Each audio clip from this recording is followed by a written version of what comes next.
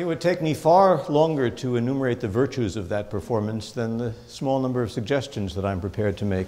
There's an enormous amount of sensitivity in this approach. There is a great deal of awareness of character change, which is one of the most important things about playing music of the classic period. And Mozart in particular, his music suffers from attention deficiency disorder. He is a restless, imaginative kind of composer who can't stand doing anything for more than a few seconds at a time.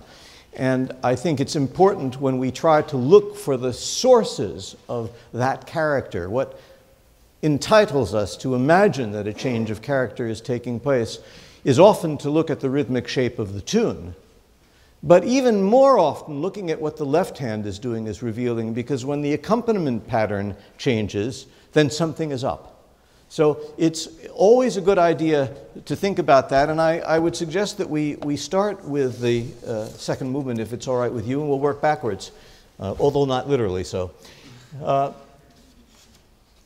One of the issues that confronts us in playing music of this period is the long shadow cast by a heritage of warm, maple syrup encased pretty music. And Mozart is a porcelain figurine by Hummel that you acquire on a trip abroad, and you know, you put it on an upper shelf and someone comes to visit you and says, "Oh, isn't that pretty?" "Oh, yeah, I bought that a couple of years ago." And that's the end of it. What happened in the 19th century is that numerous musicians who made additions took Mozart's very carefully designated articulation and replaced it with these big, long phrasing slurs. And actually, the first person to usher in the modern sense of urtext additions and the wrongness of taking Mozart's very, very deftly delineated character and replacing it with this applesauce was Heinrich Schenker, the famous theorist. And he wrote a polemical essay called "Let's Get Rid of Phrasing Slurs." One of the champions of those phrasing slurs was a man named Siegmund Leber. That wasn't his real name, but that's the name that he took for himself. And he said that Mozart's phrasing marks were deplorable and undoubtedly due to the limitations of his instrument. Well, that makes me see red in various ways, but we won't get into that. The fact of the matter is, though, that even to the present day, musicians are raised with this feeling that the music should be full, rich, singing, and beautiful all the time. But music which is beautiful all of the time isn't beautiful much at all, and it becomes rather empty and boring if one isn't careful. When Mozart writes not one slur over 4 bars, but a series of small slurs, he's giving you inflection. And we have to be careful not to sacrifice the lovely eddies and undercurrents of the music to trying to get that big line. And one of the ways that we risk doing that, I'm sitting on the floor here, I'm going to try to raise myself a little, there we go, is at the beginning,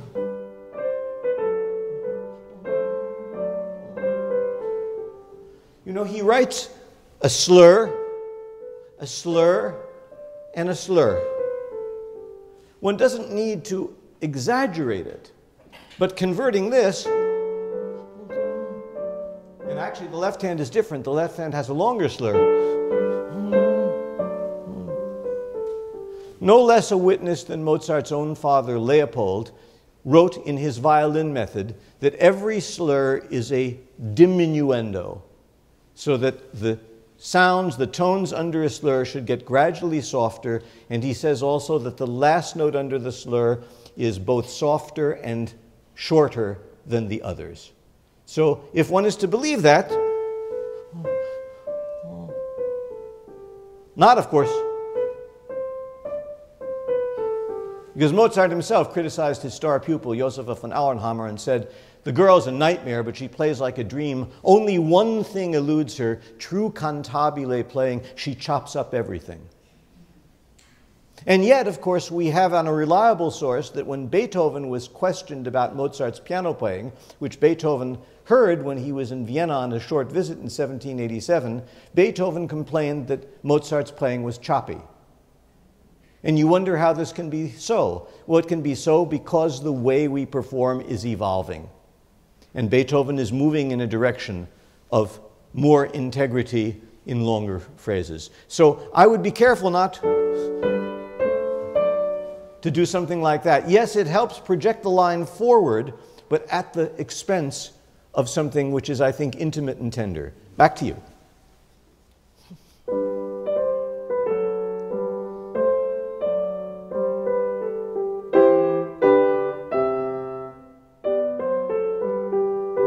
Good, good. Now, everything that you do is so wonderfully mastered that I worry. I worry because I'd like to feel a little bit more spontaneity, a little bit more volatility, a little bit more delight. You have to be careful. If you play short notes with the same energy as you play long ones, they're going to sound louder, and you'll get this. Whereas, in fact, this is a decoration of this, which is a decoration of this. Because the piece just goes. So,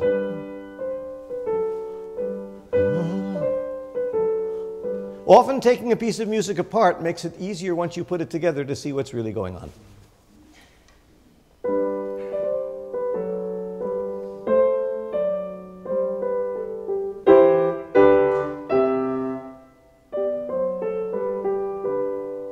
And as I'm very fond of saying, please, when you get to the cadence, smile.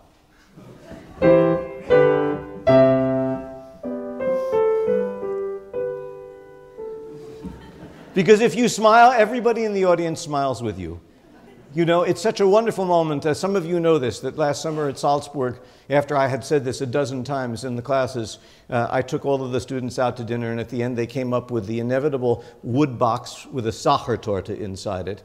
And written on the Sachertorte was, "Don't forget to smile at the cadences." So I hope all of you, those in this room and those of you watching through the internet, will remember to smile at the cadences. Let's, yeah. No, you see, that is very dangerous, what you're doing. You're trying to make the music elegant. And Mozart has just been singing. And suddenly, the C major is kind of a surprise. And to do this is to make it harmless.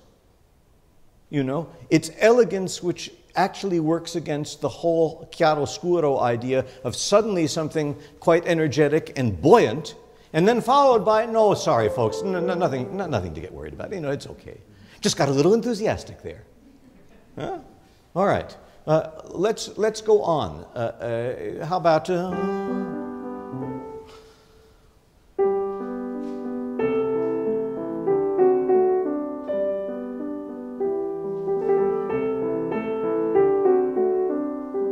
And this is perhaps the moment to make a comment about something fairly arcane, which is the trills.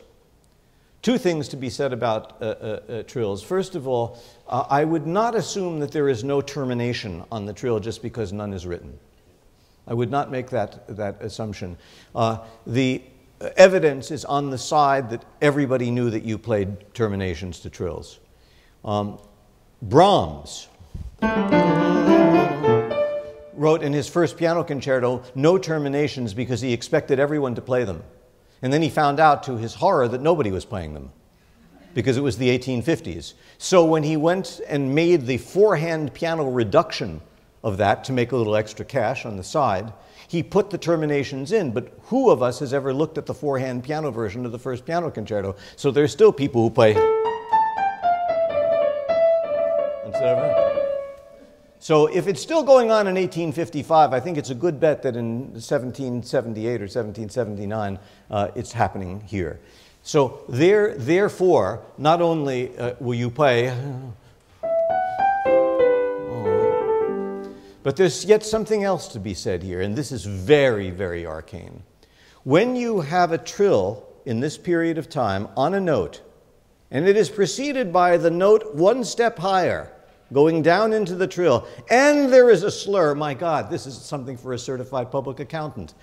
You have a note which goes down a step with a slur, and on the second note is a trill. What you do is you tie the upper note to the first note, which is the upper note of the trill, so you get not this, and not this, but this. You know, read C.P.E. Bach, read Leopold Mozart, read Quantz, read these guys. I don't know anything except what I read someplace or heard somebody say or somebody do. So that, therefore, here you have to add that and then add that. Okay. You repeated the B. I'm not going to do that. It just happened. Perfect, perfect, perfect.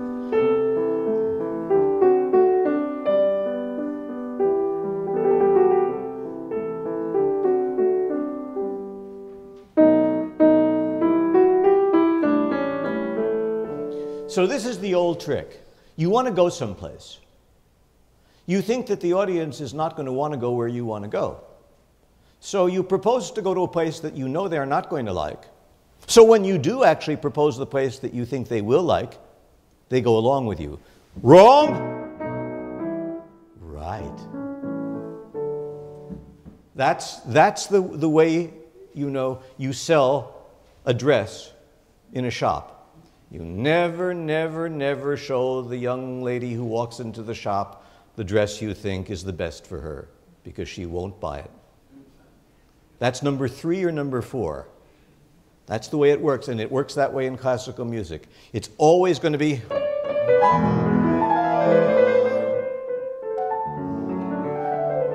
Oh, yes. Very good.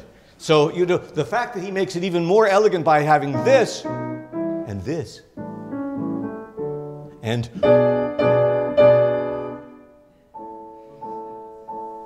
I mean, you can't resist this guy. He's got so many tricks up his sleeve. What are you going to do?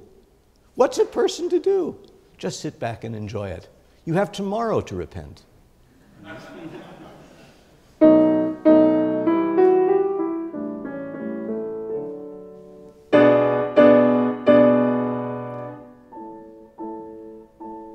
Right, and listen to orchestral sounds. You know, this is tutti. Now you've got 2 oboes and 2 horns. You don't want to play, because then all 4 voices are alike. You need the pungent sound of 2 oboes and the sound of horns. See, and together, that suddenly conveys why Mozart has the idea of writing that sonority.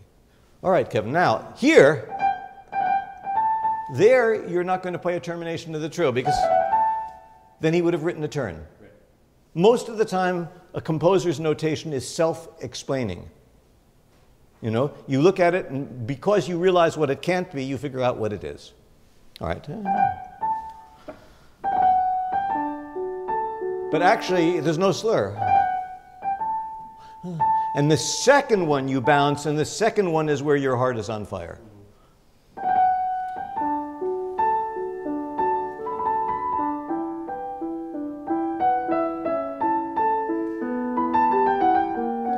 Yeah, I prefer Mozart's G major chord, actually.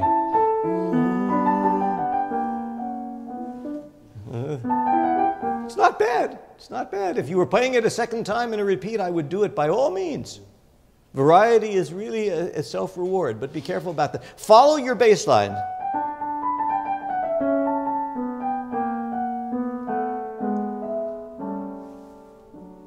It's such a lovely journey, and the audience should be as delighted by the left hand as it is by the right.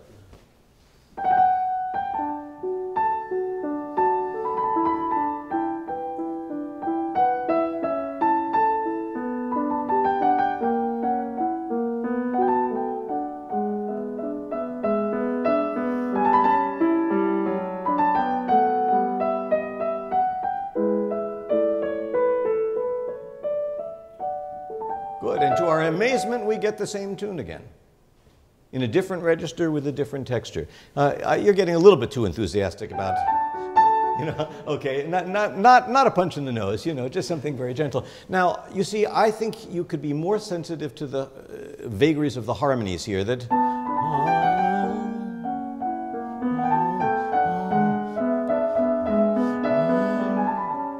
And don't be ashamed every once in a while to play the right hand a little late. If you do it all the time, I'll kill you, and so will everybody else in the audience. But if you do it once in a while, it's a good thing. All right, I'm mindful of the time which rushes on. Above all, you know, you play so musically and with such a sense of awareness, loosen up. You know, give a sense not only that you're telling a story, but a story in which you have not memorized the joke word by word. You see, that's the thing. And the way the first movement of this sonata begins, the Germans have this funny expression. They say, one falls with a door into the house. If you want to know what that means, it means, you know, open the door and forget to take your hand off the doorknob. Well, as that happens and you push, you're going to find yourself on the floor. And Mozart starts this piece without any idea of what he's going to do.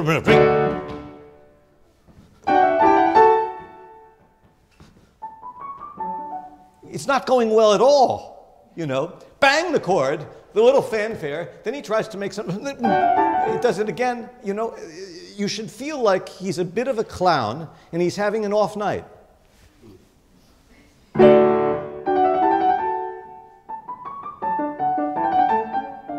Yes, and for a minute,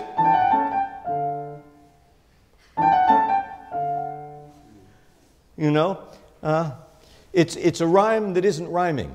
So everything about it is a little bit strange. And by the way, separate. Not, and not, but. So we can hear the doubling between the right hand and the left. It's part of the orchestral sonority.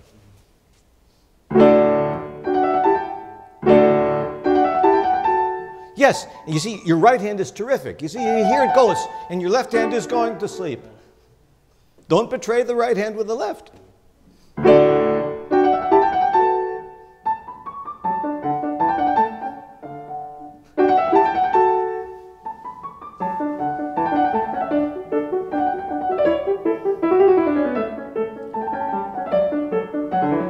Yes, and this as witty as possible, because no one expects you to. No one expects you to do that. They expect you to.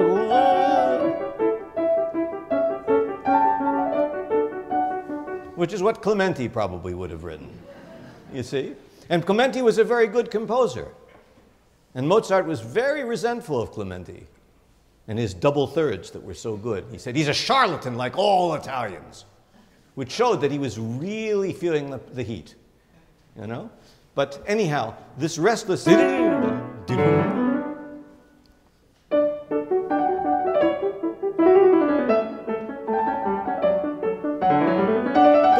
Now do the same thing, be just as witty, but don't play the 16th note subito forte. You don't need to do that because you're going to kill the forte that's coming, which is not going to be a surprise because everybody knows in advance that that's what you're going to do. It's like Monty Python, something silly is about to happen.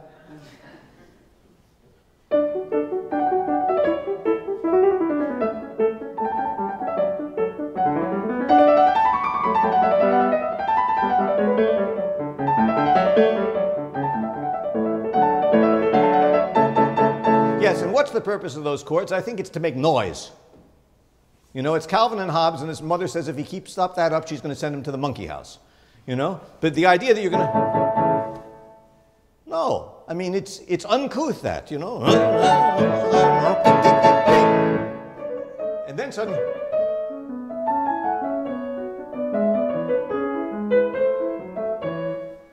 Every single note is wrong. And he puts his finger in your eye over and over.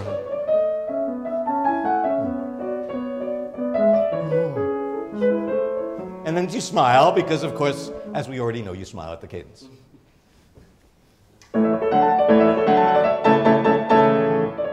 Yeah, but breathe. Let the audience recover from the shock of how disrespectful you just were.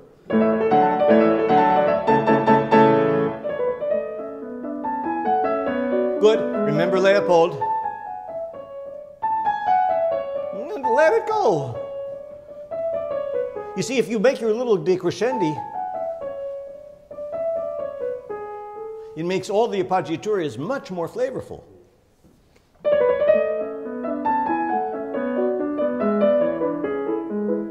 See, Kevin, you're such a good pianist, but you're not having fun. None of your appoggiaturas has glow. They're absolutely fine. But I feel and hear and see a finger pressing a key down, but I don't sense joy on your part. Perverse joy it may be, to be putting your finger in somebody's eye, but still.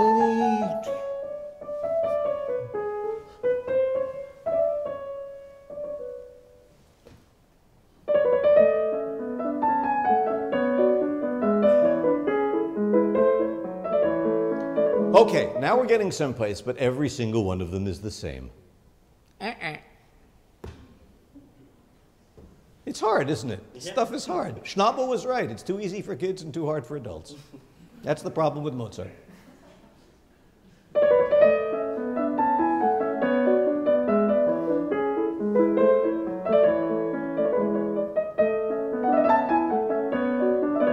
Good. And make sure that the trills don't suddenly jump out like that. You know, they have to be lighter. Yeah?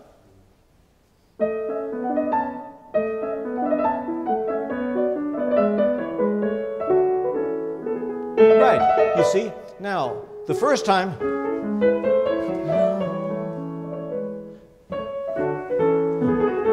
second time different, because it's over now. You know, and you're saying to everybody, sorry, got to catch my train. So my teacher, Nadia Boulanger, said, don't ever be sentimental at the cadence. You know, so just straightforward and matter of fact.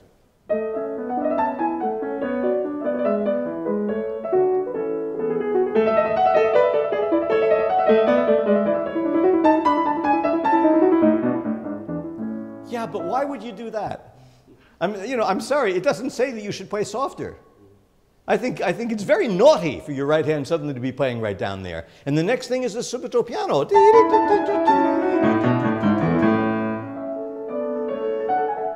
But if you already prepare it, then it's telling, hey, you know, I'm about to tell you the punchline of the joke, so listen carefully. It's going to be on the final exam. Huh?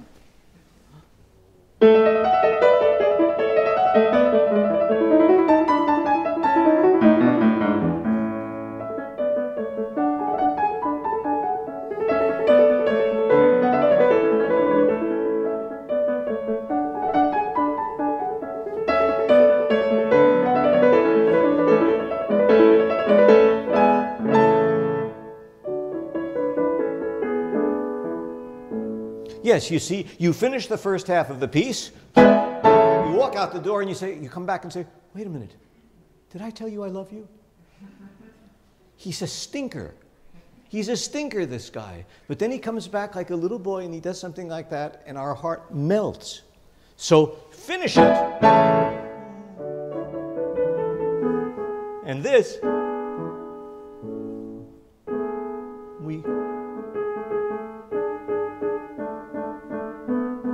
I mean, everything about it is wrong, you know? Except there's something about it very, very touching. And of course, the second time around, he does himself one better.